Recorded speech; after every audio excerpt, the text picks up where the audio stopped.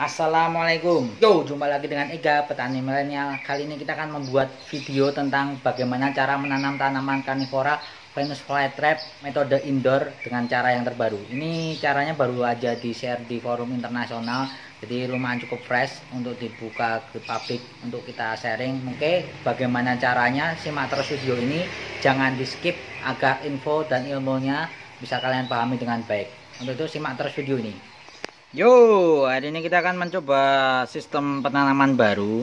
Nah, kita kemarin sudah bikin video yang intinya untuk media Cocoblok kita anggap sudah kelar ya penelitiannya. Berarti Cocoblok bisa.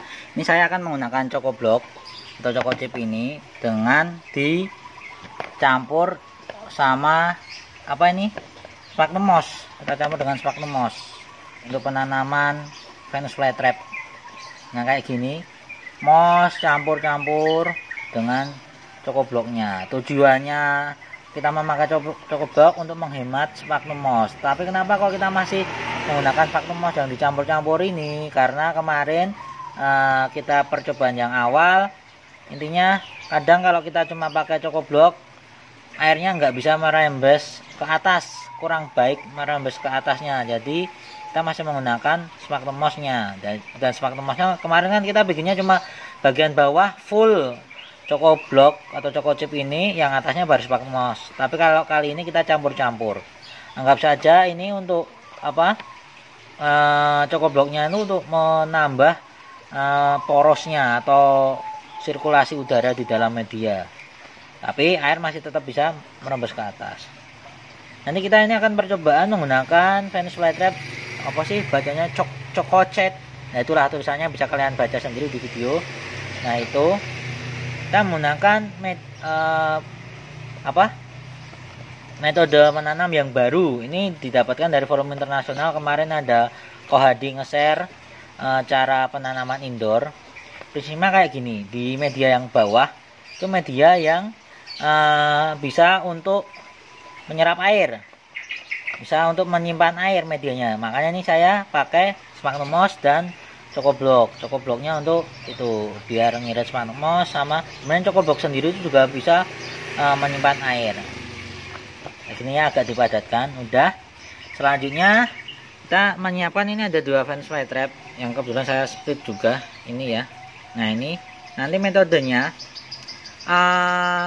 akarnya yang kita balut Sphagnum moss, full Sphagnum moss, terus mungkin media sedikit di bagian umbinya sedikit aja, nggak sampai atas kayak gitu ya.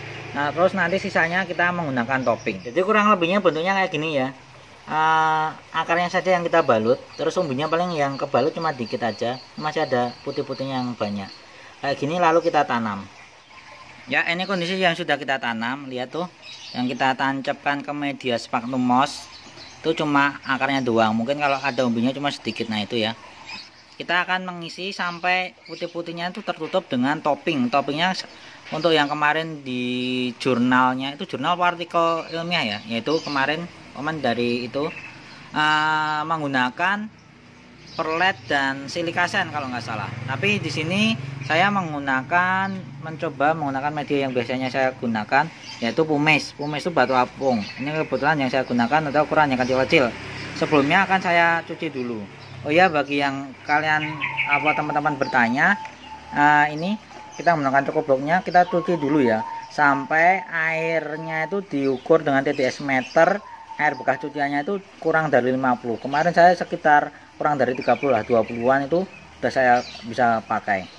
Ini saya juga seperti itu, akan mencuci pumisnya dulu karena biasanya terlalu berdebu. Ini tadi sudah saya ayak juga ya. Ini baru saya cuci. Mencucinya menggunakan air TDS rendah ya, air hujan.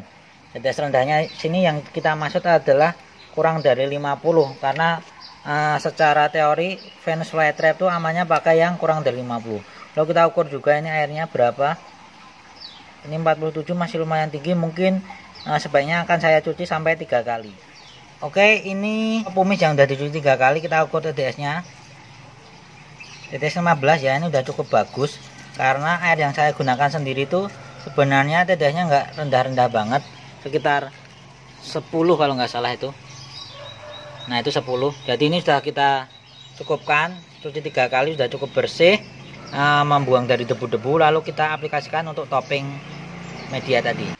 Ini sudah kita saring juga, lalu kita aplikasikan untuk topping. Caranya tinggal taburkan aja untuk atasnya. Sebenarnya salah satu keunggulan memakai topping model kayak gini tuh, kalau kita kan yang biasanya di Indonesia banyak yang menyarankan menggunakan media full sphagnum moss. Kalau media full sphagnum moss, biasanya sphagnum mossnya itu di bagian atasnya lama-kelamaan jadi hijau. Hijaunya itu bukan karena sphagnum mossnya jadi hidup ya, tapi karena itu pertumbuhan dari alga. Bahkan kalau misalnya nanti simbiosis dengan cyanobacter, alganya itu jadi agak-agak berjeli itu. Kayak gitu itu kurang bagus nanti untuk pertumbuhan Venus flytrap. Nah, salah satu keunggulannya kalau kita menggunakan topping seperti ini, nanti tidak ada alga yang tumbuh. Kalaupun ada yang tumbuh, nanti biasanya kumisnya ini atau media toppingnya jadi agak hijau, nggak separah kalau media full sphagnum moss. Kayak gini nanti akan saya ratakan. Oke, ini sudah dikasih topping lumayan rata ya. Saya tambahkan dikit. Nah, kayak gini, kita sedikit padatkan. Nah, kalau saya biasanya menggunakan topping, ini ada sphagnum moss hidup, jadi benar-benar bisa menghambat alga yang tumbuh. Tapi ini kita coba juga metode penanaman baru.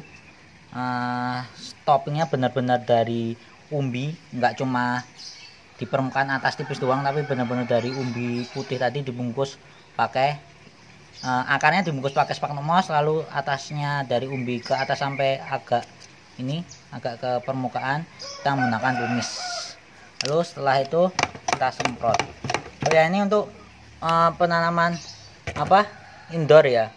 Jadi kemarin ada itu artikel atau jurnal ya, kemarin itu membahas cara perawatan indoor. Ini saya coba. Sebenarnya saya perawatan indoor cukup seperti ini. Ini kita coba pakai metode itu. Itu ada di forum internasional. Silahkan kalian cari linknya di deskripsi video ini. Sekalian kita siram. Saya biasanya kalau indoor tatakannya nggak saya isi air, itu lihat, cuma sehari sekali Venus flytrap saya siram seperti ini. Cukup di spray aja. Oke, sudah. Lalu kita taruh di tempat indoor. Ya, seperti ini sudah kita taruh di tempat indoor. Saya menggunakan lampu kayak gini ya, grow LED campur, ada yang putih juga. Saya masukkan ke dalam. Nah, ini jaraknya itu lumayan dekat, kurang lebihnya ini berapa senti ya, 5-10 cm lah. Ini kita coba aja apakah pertumbuhan kayak gini nanti juga oke. Ya, ini percobaan saya yang pertama dengan metode seperti ini. Terima kasih yang sudah menonton dan menyimak. Jangan lupa klik like dan subscribe untuk channel ini. Jangan lupa follow Instagram juga Ega Nandur. Insya Allah tiap bulannya dari Ega Nandur ada giveaway. Kita tunggu aja update selanjutnya. Semoga berhasil dan pertumbuhannya bagus. Wassalamualaikum warahmatullahi wabarakatuh. Semoga bermanfaat. Ciao.